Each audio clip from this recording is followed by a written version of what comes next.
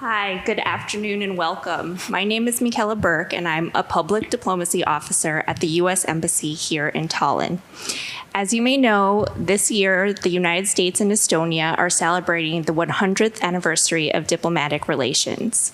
To celebrate and to honor the 100-year relationship and friendship, we at the Embassy organize a series of events in the 100 days leading up to the actual anniversary on July 28th, including today's speaker program with U.S. journalist and professor at Georgetown, Jill Dougherty, who is also fresh off of presenting at this weekend's Leonard Mary Conference. As former Moscow bureau chief, she is especially poised to talk about our topic today, Deciphering Disinformation, a topic that we know is timely given current events, and also one that is perennially important, even here in Estonia, where, of course, you all just got a number 4 ranking in the World's Press Freedom Index, which is really impressive. Again, thank you for being here, and I would like to turn it over to Jill. The floor is yours. Thank you very much. Khrushchev and Nixon in a kitchen in Moscow. Literally in a kitchen. It was at the American exhibit, and it was an American kitchen, which of course had a refrigerator and a dishwasher and all sorts of things that Russians could never dream of. So that was the whole idea. You know, here are the fruits of American diplomacy. And then the exhibit that I worked on, 2 exhibits. The one that I worked on for the longest period was called Research and Development USA. And that too, the idea was, it was spin-offs from the space program, from essentially the space program. So, you know, Teflon, an artificial arm that could work and there were a lot of, in Russia, there were a lot of people who had lost limbs in World War II. And so this was very popular, you know, the idea you could have an artificial limb. And then the exotic nature of having young Americans, we were all like 20, speaking Russian, and they would say, yeah, this is all very interesting, but what kind of music do you like? You know, and where do you live? What's your apartment like? And then I'd say, well, I actually live in a house with my parents. And I remember this one guy saying, how many people live in your house with you? How many families? And I said, just one. You know, so that, as you can see, it was propaganda, but I do not think of it as, you know, malevolent propaganda. It was actually good propaganda because it was telling the people about real lives of Americans, and yet the message was really, really strong. There were 2 things that happened on that exhibit, and I'll just say this briefly, but there were thousands of people, sometimes tens of thousands of people, who would come through the exhibit, and they would ask questions, etc.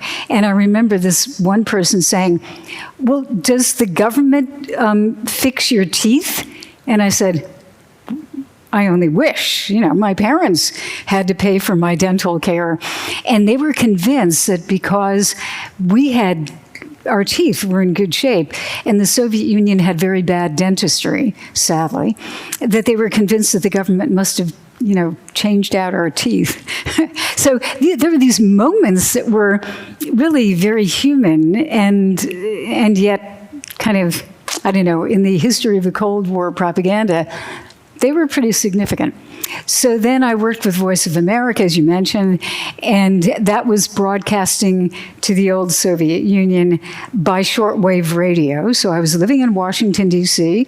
Every day I'd go to work, and then it was 8 hours ahead in Moscow. So working at 5 o'clock at night or 4 o'clock, it was midnight. And so one of the shows that I did was the Программа для полуношников, the night owl show. And it was filled with culture. It was music, interviews, book book reviews, etc. Also very effective because, Russians were interested in culture. And I had been, my background in Russian was really cultural more than anything. I was a language and literature major. So that too, I felt it was, there's no question, it was propaganda in the strict sense of the term, funded by the government. And there was news, news that they couldn't get, which I would read. But I wasn't specifically doing news. I was doing more the cultural side. So that's where I came from. So by the time I started, working at VOA, and then certainly when I finished, which was like 6 years later, I had a healthy little background in information, media, and propaganda. And then I got into television, and that was another form. Obviously, that was all news, although there was some cultural stuff. And I ended up working, as you mentioned, thank you very much, State Department, White House, Moscow bureau chief, and also managing editor for Asia Pacific. So I I had a lot of background, but it all really seemed all the time. Number one, it was very tied to Russia. Number two, it was tied to information. So that's where I come from. And I'm very interested in the subject because to me, energy, it makes the world go round, and that is what the Russian economy is based on. However, information, to me, is really the energy of today. I think, information, dissemination of information, propaganda is really the most valuable commodity. And it's a very complex commodity. And the way it's used right now, it's changing. The war is changing it in Ukraine. So I thought maybe what I would do is I'll give you this little slideshow that I put together when I was in Moscow at the beginning of the war. So I went there, I think it was February 16th. The war began the 24th. The 21st was when they recognized the two People's Republics. Such a joke, but the People's Republics in Donbass. And so I followed, I should say, CNN wanted me to go because they wanted me to do analysis. But they knew, even before the war began, that something was going to happen. They were listening to the US government, they were looking at their sources in the region, and we all knew something was going to happen. That's why they wanted me to go relatively quickly, and luckily I got there just in time. So the little video that I'll show you, these are essentially photographs that I took on my phone, many of them from TV. And because I couldn't go out, because I did not have journalist credentials, because I was just kind of there and always wondering whether they were going to say, what are you doing? You're not a tourist. You're not working for CNN, as a reporter. Therefore, you ought to leave or maybe follow us to KGB headquarters. So I did not go on the street a lot, but I watched TV, and almost everything was concentrated on TV. So obviously, you called it Putin's war, and that, again, is a screenshot of Mr. Putin at the beginning. And the three characters, Joe Biden, obviously, it's almost like a Shakespearean play, I think.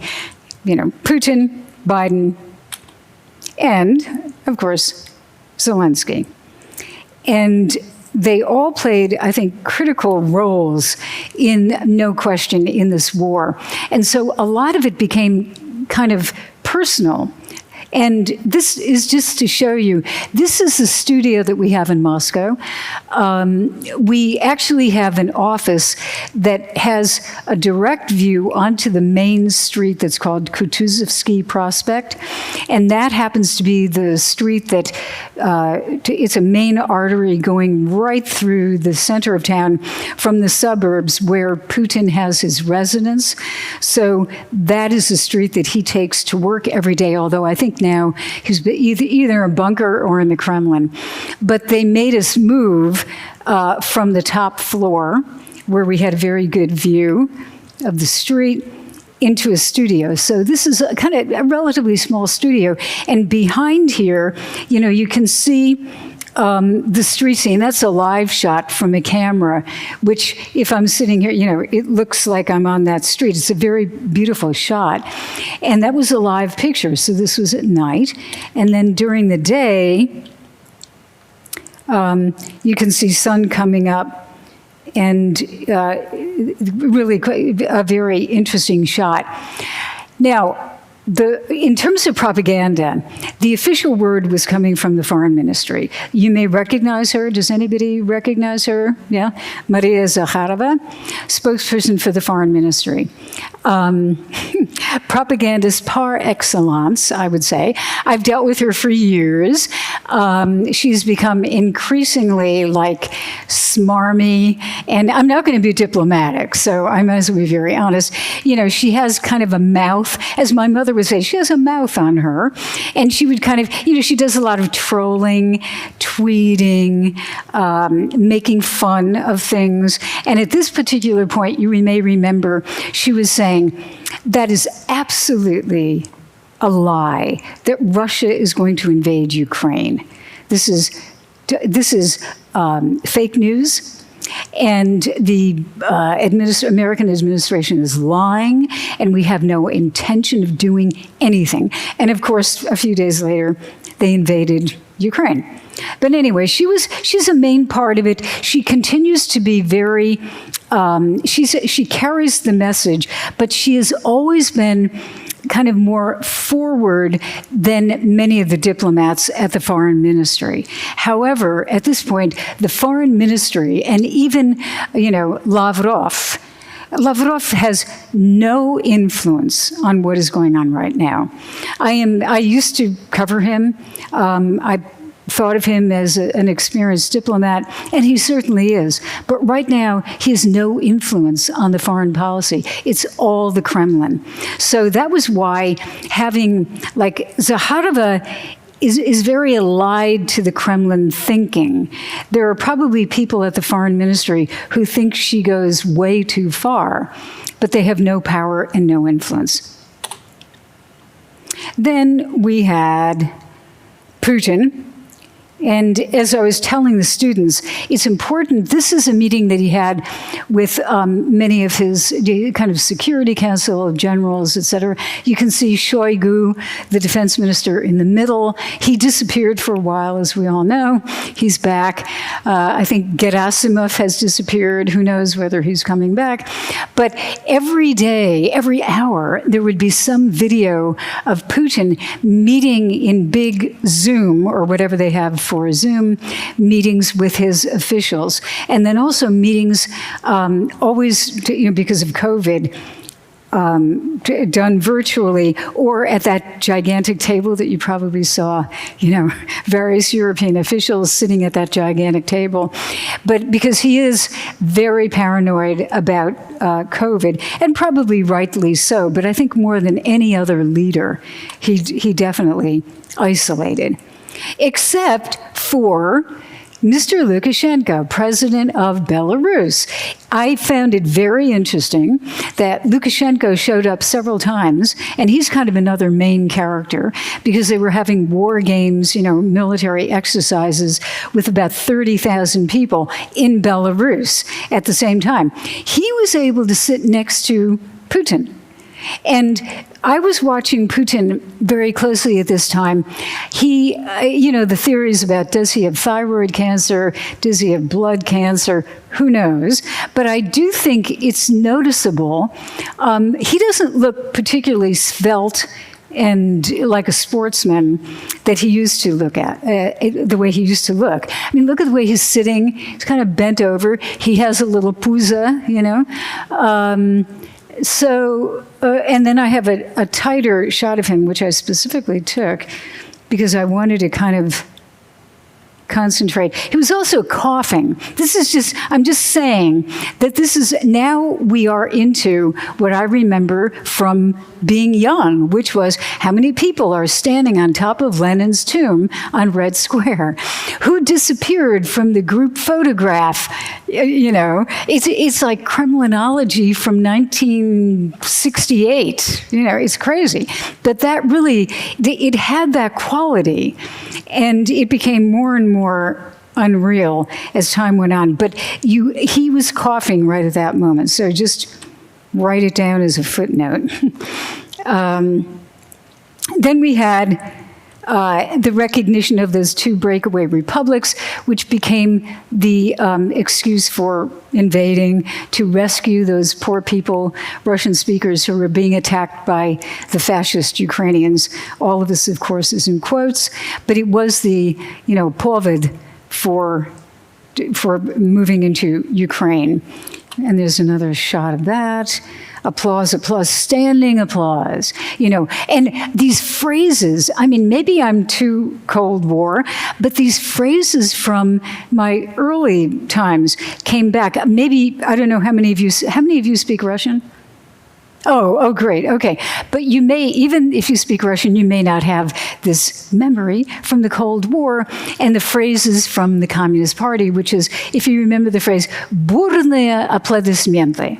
I don't know whether you know about бурные аплодисменты, but every time they had a report in Soviet TV, it was, the leader, the великий вождь would stand up and they would have бурные аплодисменты, for the leader. That was modern style бурные аплодисменты, wild, strong, enthusiastic applause for taking over or for recognizing those two. So Putin would appear a lot, and this, I talked with the students, and I think this is one of the more interesting things that they began doing. The war had begun. CNN has people in Kiev. We had people all over the place. So this is a screenshot from the TV screen, and it's a little square, like down in the bottom right. And, прямо сейчас, so right now, like live shot from Kiev, Ukraine, situation. And, linguistically, I have to say, too, na Ukraine. For those of you who speak Russian, they would never say v. В Ukraine, the way it is, that is the proper way of saying in Ukraine. Na Ukraine is in the Ukraine. It's like the old Soviet way of referring to it. So even there, they were using linguistic propaganda. They would never refer to it by its modern name. It was always a Soviet reference. So anyway, live shot. And the anchor would say, as you can see from this shot, everything is peaceful in Kiev. We see. No problem. And at the very same time, there were CNN reporters who were in Kiev who were reporting on the missiles that had started to fall at the airport and other attacks. So they literally were showing one quiet corner of Kiev, which happens to be Maidan Square, but which didn't get bombed. But it was a lie, because obviously the city was being attacked. But that was what they were showing. So I just think it's one of the better examples. And then, this also is from, as you can see, TV. But look what's behind us, fake news. So what they have now done, and you may know this, but they have taken the word fake, and it is now a Russian word, fake, F, E, K, fake. They have, they're doing fact checking, which is like, you have to stand on your head to understand this, but it is the complete opposite of fact-checking. But they will take something that is coming from reliable Western media, and then they will say, we're going to fact-check this, because this is not true. It is not true that Russian troops are killing people in Bucha. This is complete fake news. And we have a fact-checker who's going to show why Russian troops could never have killed people in Bucha. That's the type of thing. So what I think I consider this kind of new, that they are now adopting all of the techniques that we use in the West, not all. Pardon? These fake news very well. Donald Trump, I think, starting That's this campaign. Who did? Oh, well, Trump is obviously, he absolutely is. And that, that's a whole subject that we could talk about as soon as I finish here. But the connection, the symbiosis between Donald Trump and very conservative media and Russian media. I don't want to be too political, but it is very close.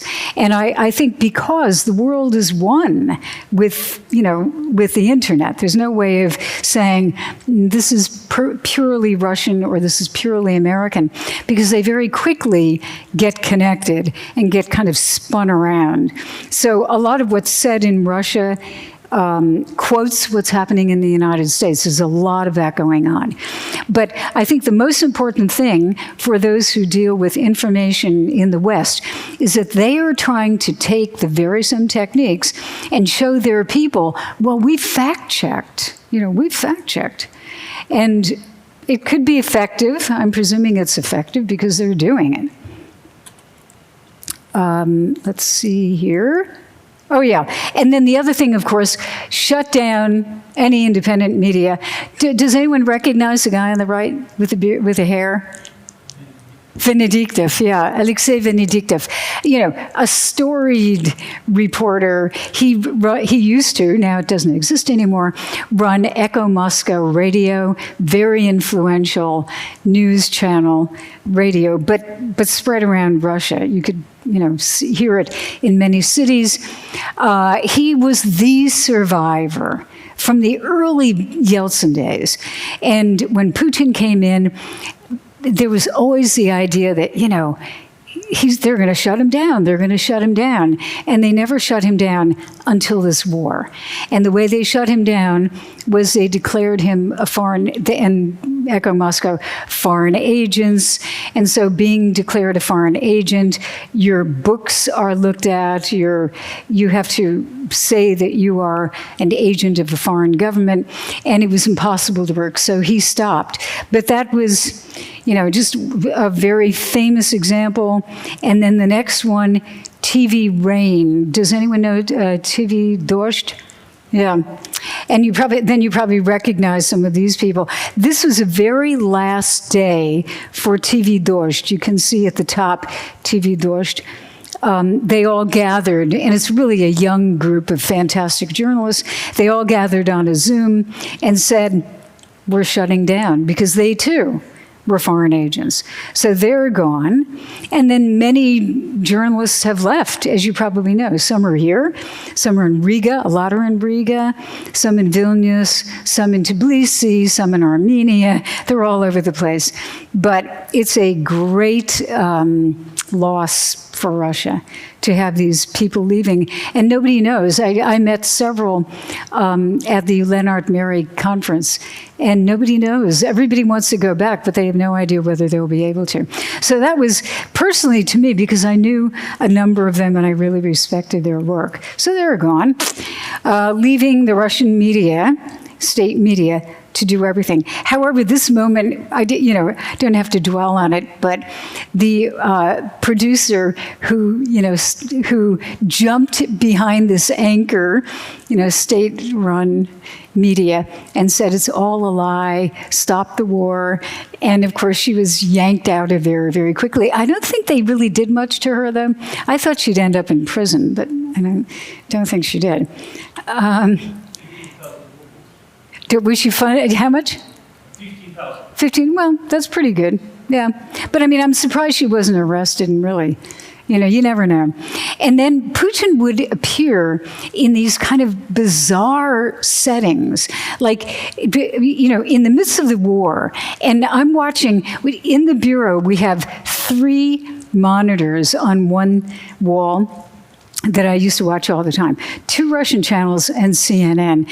And, on CNN, you're seeing horrors, blood and people dying and explosions and the whole real thing. And then on Russian TV, you see the president in this delightful lunch setting with women from the airline industry, and they had, flowers, and they're all drinking tea. Each person, I noticed very carefully, they had their own little teapot, and the lighting, this doesn't do it justice, but the lighting was beautiful. And he's, talking. So one girl said, or one woman said, is there going to be a general call up of troops? And he said, oh, never, of course not. We're not going to have anything like that.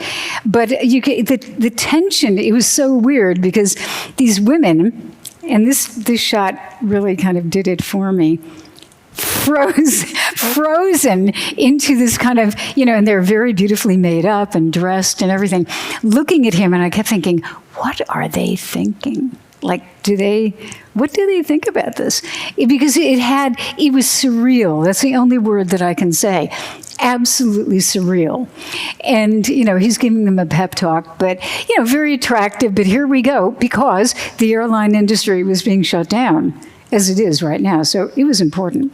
So to get close to the end here, then we had all of the reporting the CNN was doing about the generals who were killed in the war, which was a major, of course, never showed up on Russian TV. No reports on how many people have been killed in the war.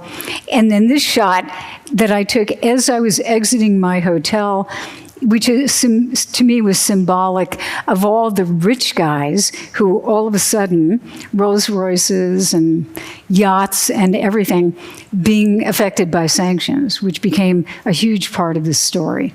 So how, the man who owned that Rolls Royce, I don't know, he was probably in the swimming pool with me, but I don't know whether the conversations, I stayed in that hotel, it's a very nice hotel, across from our bureau, and I used to hear these conversations by women, they look like young wives of old guys. I mean, not to be too sexist, but they were all like 22 and very beautifully dressed and everything. And I'd hear these conversations and they'd say, well, we're going to Paris next week, but I'm so tired of going to Paris. This is in the gym. I mean, really, we have to just do something. Maybe we'll go to Switzerland. I don't know. And, they had like Louis Vuitton bags thrown on, just all over the place. And I don't know. I mean, I'd love to see the women's locker room, to see how they're doing. Anyway, I digress. So finally, this is the last thing that I did in Moscow. So our flights were canceled. We had to leave because they had just passed that law that you cannot refer to the war as war, you cannot refer to invasion as invasion, or you can end up 15 years in prison. So we were called into the foreign ministry and told, that what are you doing? If you're not going to report, then why are you here? There was a lot of actual, I wouldn't call it physical threatening, but psychological threatening. So we decided to pull out. And this is the last night. I was there very late at night, and walking through this bureau where I had worked for almost a decade and had been the bureau chief, and thinking, I mean, really, very deeply about what all of this meant. Because I had, even at that point, as the war had just begun, I had a feeling that there's no going back. I mean, this is huge. And now we all know that it is. It's historic. Europe will never be the same. Certainly Ukraine will never be the same, but maybe can come out of it a stronger country. Europe will never be the same. The security in the Baltics, radically transformed. NATO, Finland, Sweden, NATO transformed. Relationship between Russia and the United States also on its knees at this point, almost non-existent. It's huge. So I walked through the bureau, and there was the studio, all dark. That's kind of the control room that we have for doing live shots and feeding video, etc. And I started thinking, I don't know that I will get back very soon. My visa expires on May 24th, coming right up. And I don't know if I'll ever get a visa. I don't know whether they'll ever want anybody to go back. I don't think it's in their interest to have people like me to go back. But it's very painful, because I do want to go back. I really, it's something that I have a lot of respect for Russia. But I think right now we're dealing with something that is so different and so difficult to deal with. A country that the people who are being deliberately encouraged to have, at the same time, fear and hatred of the West. Fear that the United States and NATO are going to attack, and then hatred and resentment toward the West. And it's I think for Russia in the future, it will be a huge difference for Russia in the future. It could lead to, another subject, but it could lead to radical transformation of Russia politically and the fate of Putin. So that's to be seen and decided. But I think maybe, I'd love to have some questions and open up a dialogue. Let's see, we have about another 15 minutes or something? Is that? How much time do we have? We're going to have a mic if needed. Oh, okay. Well, whatever. So does anybody want to, raise some questions or just to give me your opinions on, what's happening? And especially if you're interested in the media propaganda, I think there's a lot more to talk about. But thank you very much. Yes. Could you please tell us more about your experience working? Hi. Hi. Could you please tell us more about your experience working in Russia? So, what difficulties have you faced during this decade of your work? Well, so as I told you, I had gone to Russia a lot. When I started at CNN as a bureau chief, it was 1997, but I had gone to Russia a lot before that. So around the late 1980s, and then 91, I was there for a lot of, the coup, the end of the Yeltsin presidency, the beginning of Putin, the election in 2000. So, it goes back quite a bit, I'd say professionally, to the late 80s. So I was tracking from there on. And I'd say, when Yeltsin came in, just talking about media and information, Yeltsin came in, and I actually have a lot of fondness for Boris Nikolaevich, because it was a time, I know a lot of people would say kind of chaos, but there was a lot of excitement about something changing. I mean, people had felt that, communism had led the country into, a black hole, and there was great hope. And I could see it on the faces of people who would protest and come out, and then in support of Yeltsin, that they were hoping for something better. There was pain at that time. Some of you have mentioned, that you were there during that period, the early 90s, and I know you definitely were, Evelyn, and which was a really painful time, not a lot of food, really kind of a difficult environment. But I think Yeltsin had a pretty robust press service, and one of the reasons they were very open. We were able to talk to people informally and get information. And I think part of that was because Yeltsin, there were good sides and bad sides. Yeltsin himself would often say things without thinking or not really, understanding the implications, or perhaps he was drunk. But he would say things like, I'm going to attack the West with nuclear weapons if they don't, and then his people would come out and say, the president didn't really mean mean that. I mean, what he meant was kind of something different. So there was a press service that surrounded him and both cleaned up the stuff that he said that was kind of crazy, but also they were open in a kind of chaotic but good way, and you could actually get information. Putin came in, and it was like night and day. He hardly had a press secretary. I mean, he was pretty much his own press secretary. And because he is smart, he's smart. He quickly had his own brief. He considers himself an expert on energy. So when like my first very close encounter with him was about 3 months after he was elected, and he invited Western journalists into the Kremlin library, and we sat around this big table, and we talked, I think it must have been like 3.5 hours, and I was seated right next to him. So I was watching everything, how he was drinking tea. Of course, that became kind of a thing to do because then all of the members of the government realized, oh, no more cognac at 9 a.m. We all have to drink tea. So literally all the meetings then, in the beginning, I would go to a professional meeting at 9 o'clock in the morning and there would be cognac. And then Putin came in.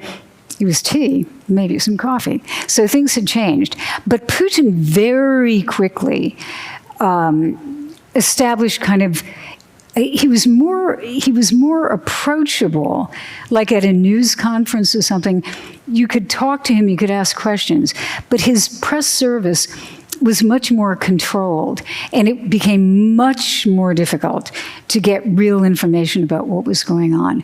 Now, there were Russian journalists who were able to do that, but they were people, for the most part, who traveled with him or had a long history of working, with the presidential administration.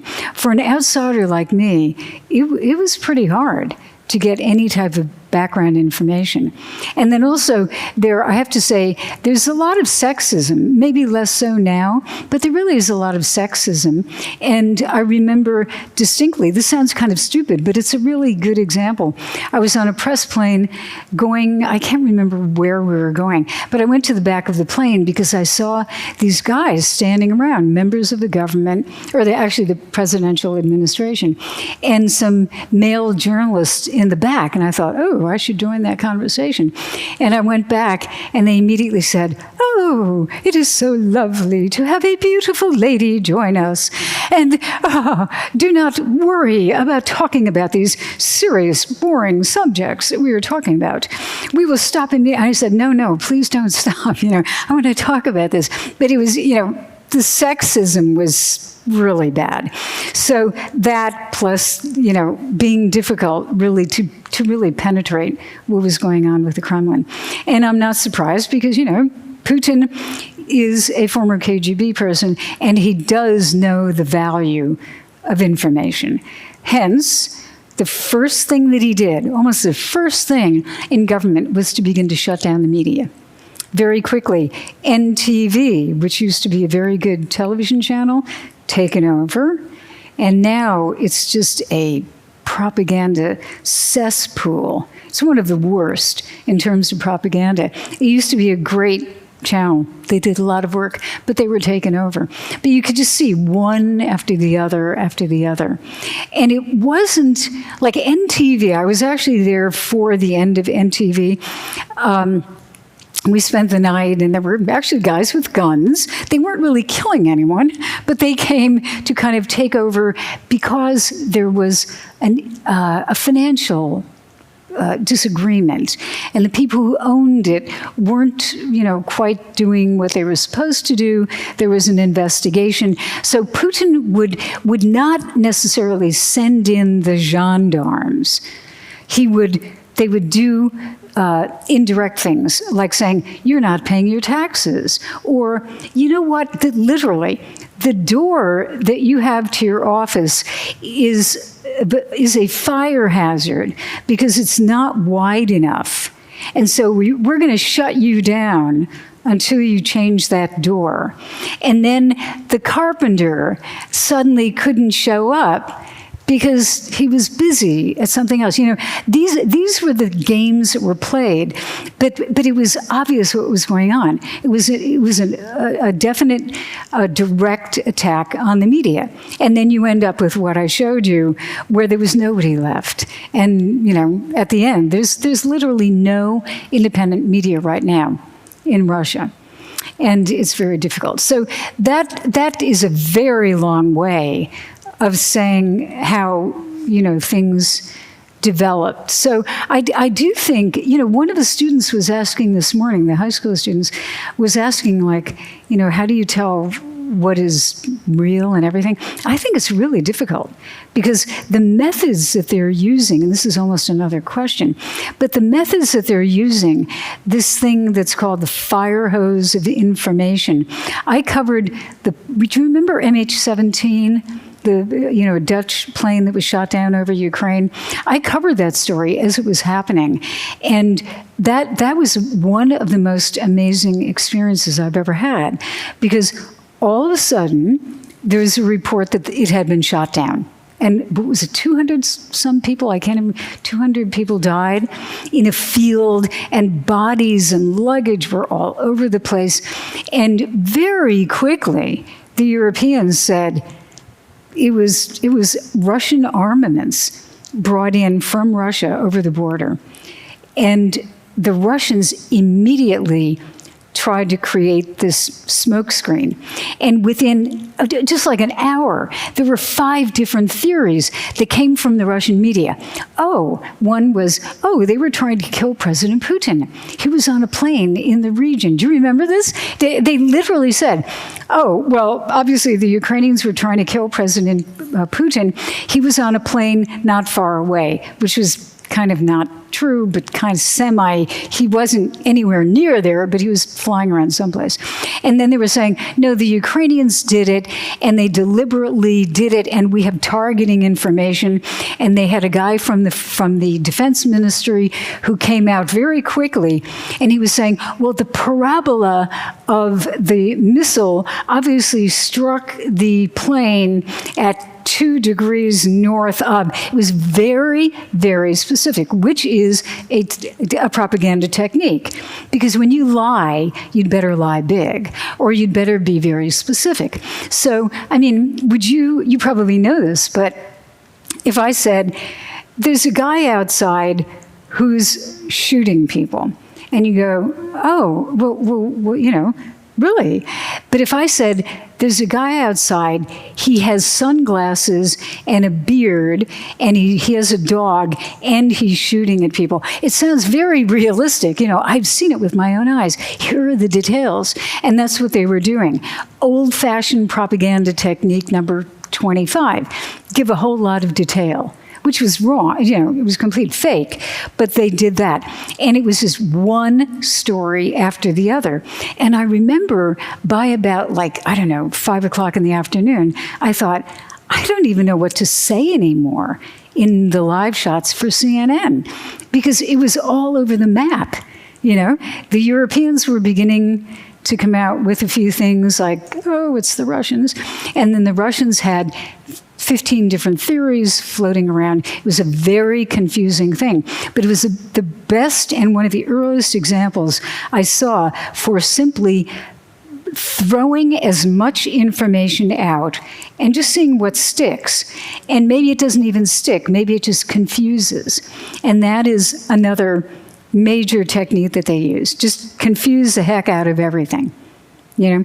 So anyway, that's, again, very long, but these techniques are, as I said, a lot of the techniques go back, although there are modern techniques because of the internet. It makes it much more complicated. But I think the approach of what they're trying to do is very Soviet. I mean, this is not brain surgery. The Soviet Union did a lot of this, but they didn't have the internet. You know, now they have the internet, so they can disseminate lies very quickly and in a very sophisticated manner. Anybody else? Yeah. I have a question about Lektikov, the famous Russian banker who was having health problems with cancer at the moment, and he wrote some posts on Instagram that he's strictly against the war. He fled Russia, lost everything he had in there, and now considered a traitor in there. So my question is, what does it take to wash off the reputation of being an ally with Putin? And is it possible or not at all? Boy, that's, I don't know a lot of details of him, so I don't know his personal history to say that he could wash it off. I think, a lot of the oligarchs are being targeted, even the ones who've kind of spoken out a little bit against the war. I think it's going to be difficult for them to not be perceived as part of the Putin administration, really, or close to the Kremlin. I think the question is, what do they do? I mean, did that statement, did that have any effect on what's going on? I don't know. And yet, these are the people who, Putin relies on them, they rely on him. It's all one system. And in the end, if more of them came up and said, this has to stop, it's just destroying the Russian economy, maybe there would be an effect. But Putin is influenced, at least from what I understand, by a very small group of Siloviki, the defense and intelligence people, especially intelligence. But the thing that I think is fascinating is he obviously realizes that the intelligence was really dumb, in terms of what was going to happen in Ukraine. And the military have performed very poorly so far. So that's where you have these rumors about, like Shoigu disappearing for a while, and probably Putin, I'm sure that he must be furious that they're performing as poorly as they are. But does this stop it? Basically it's Putin deciding this. So what would stop him, or who could stop him? I don't know. I really don't. But I think it has to come from people. He's not going to listen to the people, because the people don't have any influence. But the people who, maybe the economy gets so bad that he has to stop doing something. I mean, he could stop and try to present it as something, as winning. I took back Donbass, or, I kept Crimea. He might do that. And then again, he might use tactical nuclear weapons. Who knows? Happy note. Anybody else? I have a question about, what do you think about those propaganda TV shows Kremlin has, it's like a Solovyov and Kiselyov and those. Can this propaganda, because it's aggressive already, like few months, can it be one time be against, so the people understand it's too much for them? Can the propaganda be like start working vice versa, not as a propaganda, but as a something question that people feeling like it was in a Soviet time? At least I remember here, when you press something like very heavily, you start thinking, can it be right or something? That's a very good point. I think, well, right now I watch those shows a lot, but what they're doing is it's very emotional. There's a lot of yelling and getting people angry and furious and yelling at each other. And so, when you get that emotional, then rational thought disappears pretty quickly. So I think they can be effective on that level of getting people really scared. I think it's a lot of it's based on fear, as a lot of propaganda is. They are going to attack. The West is going, out to get us. And that's a long-standing feeling among many Russians, going way back, because Russians have been attacked. I mean, the Soviet Union and Russia before that was attacked from Europe. Somebody was constantly invading. And then you had World War II. So I think, Putin can exploit those feelings. But I do agree with you that if the government is so adamant about something, that kind of the Russian way of looking at it is, if they're trying to convince me that much, it's probably not true. So that could work. But, you look at the support. Like at the conference, we had the person from the Levada Center who was talking about these. You've probably seen these polls. 83% support for Putin, essentially, 71% support for the war. Now, in the time of war, in a country where you don't have any free press, what are you going to say? You're probably going to say publicly to a pollster that you do support it. But I still think maybe it's not 83%, maybe it's more 63%, but it's still significant. So I still think there are a lot of people who do support. It is very fast. I remember that Nicolae Ceausescu has like 80% of that, like a month before people. That is another great point. I mean, obviously, did you grow up in the Soviet Union? Yeah, how could I tell? But I really think, I think that it's important to understand that mentality. It's like what they say about Russia. It's stable until it isn't, and we don't know, because I think if you have 15, 20,000 dead boys, and plus a few generals, going back to their towns and their villages in coffins. If you have an economic situation where all of a sudden, even if you're poor, you could be affected by that. If you're middle class, you can't get the things that you used to get. You can't travel. You can't get the iPhones that you wanted. If you're young, you can't come to Estonia and study. Or maybe you certainly can't go to the United States, because that's going to be even harder. I think that's going to have an effect. I mean, this war is 3 months old. So I think, by the summer, God forbid, if it keeps going, but we could have more and more people questioning, like, is it worth it? That would be my question. When will people begin to divorce Putin from the state, and to think it's Putin's war? That's why I think, the Americans talk about it a lot. The government talks about it as Putin's war. They don't talk about Russia's war. And they're doing that on purpose. Because if Russians begin to think that, and because a lot of them are patriotic, so I love Russia, but Putin is doing something that is bad for Russia, that could happen. And then, I don't know. I mean, who changes it? Is it oligarchs? Is it member of the military who just say, you've destroyed the military? I don't know.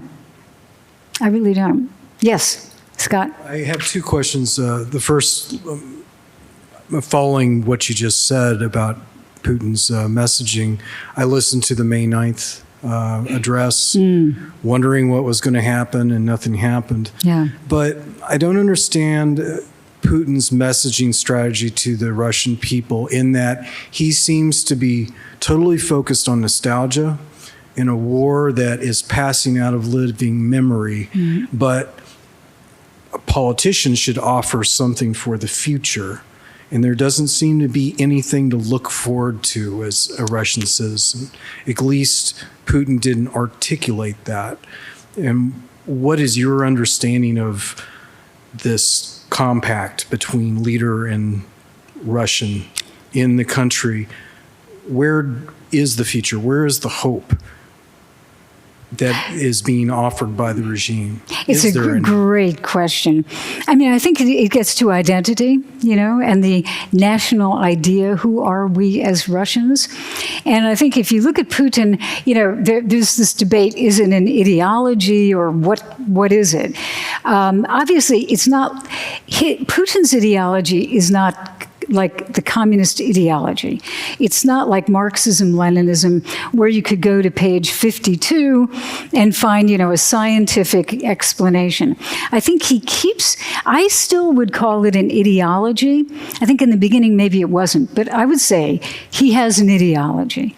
And part of the ideology is Tsarism, and even beyond that, ancient civilization, a culture, a major world culture. And this is absolutely true.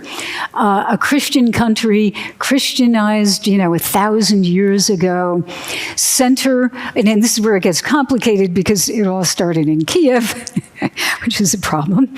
But essentially, ancient Christian country and very important culture.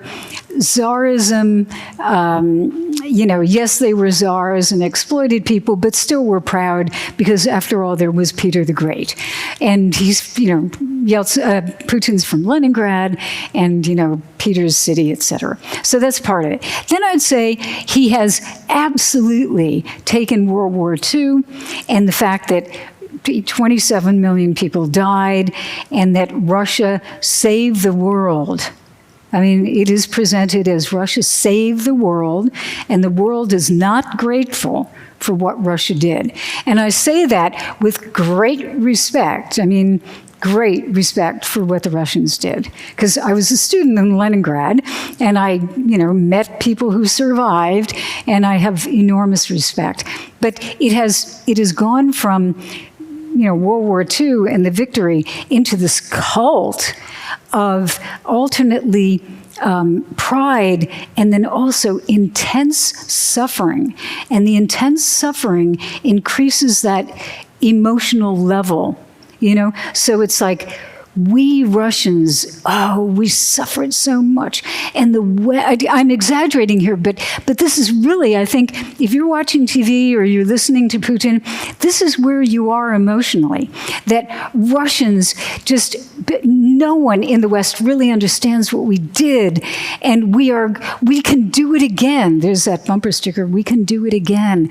And we can save the world. And besides, Europe is corrupt and debauched and weak, and the Europeans just have no ideas of their own, and they just listen to what the United States wants, and then they slavishly do what the Americans want.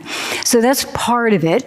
And then I think when Medvedev became the president for that little short period, there was a little bit of, hey, Russia is a modern country, and we too can have, IT people. That was kind of the Medvedev thing, tweeting and his little iPhone and everything.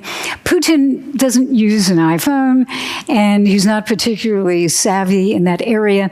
So I think a lot of that, he sometimes talks about it. Like right now, they're talking about, we too can create microchips and microprocessors. But good luck. Good luck. That's going to be very complicated. So it's a pastiche of a lot of different ideas, but with a high emotional content of suffering. And I think it's a very old-fashioned way of looking at society, at Russian society. I think it works with people who are over 55. I don't think that it works with young Russians. To a certain extent, a lot of young Russians are patriotic. But when they look at, what does Russia have to offer the modern world, I don't think they see a lot. And I think that's a real problem for Putin. So I think you're right, Scott, that this is really kind of old think. Just in terms of his ideology. My second question is about the messaging vis-a-vis Ukraine.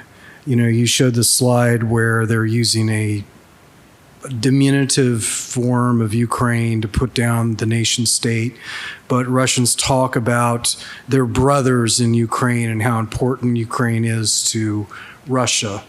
But after Bucha, what I found most shocking is some of the recorded conversations between soldiers and their families. One wife telling her husband that it was okay for him to go rape Ukrainian women, just wear protection. Right.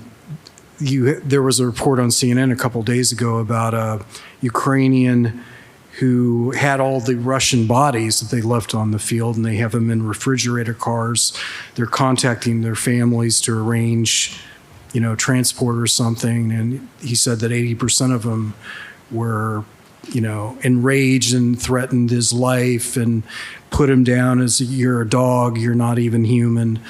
So there seems to be a dichotomy between, there are Slavic brothers, but they're also inhuman, and it's okay to kill them like animals. Where is this coming from, or has it been going in one direction or the other for a long time? I think it's been morphing. I think it's been changing. In the beginning, it was, yes, they are our little Slavic brothers. And actually, we're the same people, because Ukraine is not a country. It's actually Russia, with these people who kind of a little different, but basically us. So the narrative in the beginning was the Ukrainian people are controlled by a fascist government run by Zelensky and his fascist cohorts. And we all know he's Jewish, and that is a little counterintuitive, but that was, like when I went there, that was the message. That it's almost like they don't know what they're doing because they're misled by this terrible fascist government. And then that changed. And then it turned into, well, maybe they actually are fascists. So it has really come to the point where the people of Ukraine are described, maybe they couldn't help themselves, but they now are almost all fascists. They've been so affected by the fascist, this is all in quotes, I hope you know that I'm saying this in quotes, but that fascist government has so much control and has changed their minds, like, mind washing, brainwashing, so that they are now fascists too. And if they are fascist, you have to get rid of fascism. You have to rip it out. Otherwise, it's going to spread. And that even morphed into, and by the way, the West is fascist. In fact, fascism is all over the world. And it's in the United States, and certainly in Europe. And by the way, those Poles, talk about fascists. The Poles are fascists too. So I think what they've done, I could see it actually changing before my eyes, that it has grown into this enormous criticism of the entire world as being fascist. And that means, if you're dealing with fascists in Finland, they're playing that card right now. Fascists in Finland. Maybe, we can fight them. You've seen the references to, if they join NATO, we'll use nuclear weapons. I think it's all part of that. They're not quite sure what to do right now, so there are a lot of messages at the same time about Finland and Sweden. But I do think that spreading of the idea that it's fascist is very dangerous. But that's what they're doing.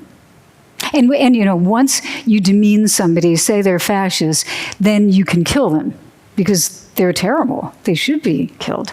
That makes a lot of sense that the narrative has changed. If the Ukrainians had welcomed them when they first arrived like they expected, then you could blame the leadership for being the fascists. But now it's everybody. Yeah. Everybody's the problem. Yeah. It can be the same, like in those propaganda TV shows, that you can say that one country is Nazist or fascist country, but now they say that all world yes. Is fascist. Only we are normal here. That's exactly right. Already funny. Yeah, but they do. Let's go back in Russian history, where they said, we're the third Rome, and a fourth there shall not be. There has been the idea going back centuries that Russia is very special and unique. And so their idea right now that they are protecting European values, that it's you guys in Europe who are destroying European values and Christian values, with all of your gay people and those gay parades. And that, Russia is the only place that's really protecting values. And that's I think that traditional values is all part of Putin too. That, again, we're the people who saved Europe. And we right now are the people who are saving European values. Nobody even goes to church anymore in Europe. It's, that's a big part of this. Now, whether people believe it, some people go to church, and well, not a lot of Russians go to church. But I think there are conservative societal values, and some people agree with that in Russia. Yeah. Any other questions? Yes, yeah. Hello. Thank you, first of all, for your interesting information. And I wanted to ask, do you see any hope or positive future for Russia with Putin? Or is there only hope for Russia when Putin loses his power in some way? I really don't see a lot of hope under Putin. I do not see how this can keep going the way it is, quite honestly. I think that he has driven the country into such a terrible state, militarily losing. Now, we don't know that Ukraine is definitely going to win, but Russia is certainly not winning right now. So militarily, he's done that. He's killed probably tens of thousands of Russian soldiers. He's destroying the economy. He's cutting Russia off from a lot of countries. I know China is one thing, India is another, there are other countries, but I don't think that the Chinese are pretty smart. And even they're not looking at Russia as, an economic powerhouse. They'd be crazy if they did. So I think Putin has really driven them to a very bad state. And then domestically, with destroying the media, any free media, and the young people too, the idea that they have any type of future is out the window. They really can't, because they're not going to be able to create new IT leaders. I know Putin, just recently, they decided they're not going to have taxes, or they're going to diminish taxes for IT people to try to keep them at home. Yeah. Would you stay? I don't know. I think I'd probably be in Europe. Yeah. Many of them are. Exactly. So, yeah, I don't think that there's any future. I really don't. Any other questions, comments? Yeah. A leading question from your previous answer. You said you would be better in Europe, but unfortunately, in my opinion, Estonia doesn't accept anyone from Russia anymore. It does not issue any life permits, work permits, and visas, except for small exceptions. Do you think that's the right thing we are doing, or should we change our opinion on that? Well, should we accept people from Russia if they're fleeing Russia?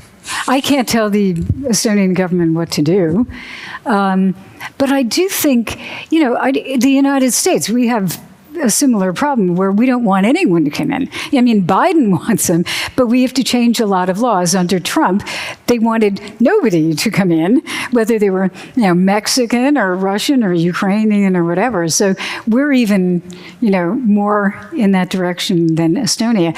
But I do think that there's an important point that I really would make, and maybe this is the last point that I'll make. But I do think if you give Russians, and especially young Russians, the idea that you are not wanted in Europe, that you're not really Europeans. You're somehow, I don't know, vandals, or you're not equal to modern Europeans. And you say, don't come here, don't come to our schools, don't do anything. I think that's a very dangerous approach, because then people begin to think, well, if they don't want us here, then maybe we really are Russians more, kind of an angry patriotism emerges from that. And we've had cases where, look at Germany and other countries that, like around World War I, irredentism and let's get our land back, and they don't want us therefore. And I've seen this in several post-Soviet countries. I'm thinking specifically of Georgia. I had a conversation once that really opened my eyes. We were talking about political reform in Georgia, and this one person said, there's a weakening of the pushing for more economic reform in Georgia because people are losing hope that democracy really works, that we really can move toward democracy, and that there's a payoff from democracy. So people were starting to look at other candidates who were like a strongman or associated with, with Russia and not with Western democracy. So if people don't believe in the value of democracy, that's dangerous too. If there's not some payoff. Like I look at Estonia, and Estonia to me was always even in Soviet days, it was very different from Moscow on so many levels. Number one, it was more attractive, and people were polite, and you could actually feel that you were in the West. And things were nicer here. We were talking about that. Things were nicer in Estonia, even in the worst days of the Soviet Union. And so if people, if you don't believe that you are part of the West, I think that's very dangerous for young people, that they won't be wanted and they will be angry because they're not wanted. And that, to me, is a very dangerous emotion. Yeah. Thank you, Jill, for coming today. Yeah. Much appreciated. Thank you. They were great questions, and thank you for the discussion. Really appreciate it. Obviously, a lot of you understand very well what's going on. So we're all in this, historical moment.